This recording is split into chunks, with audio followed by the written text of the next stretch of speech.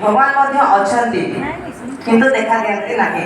भगवान अछंती एवं देखा मध्य दियंती किंतु आमे जेउ भावनार रूप रे भगवान को पूजा अर्चना करू सही रूप रे भगवान दर्शन दियंती नाही।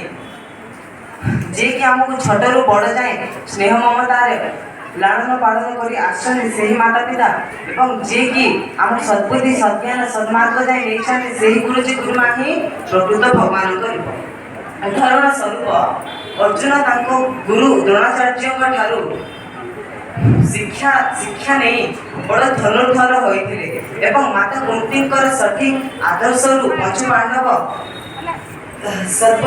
पंचु पांडव धर्म एवं सत्यर मार्ग नहीं से श्रीकृष्ण को प्राप्ति करथिले एवं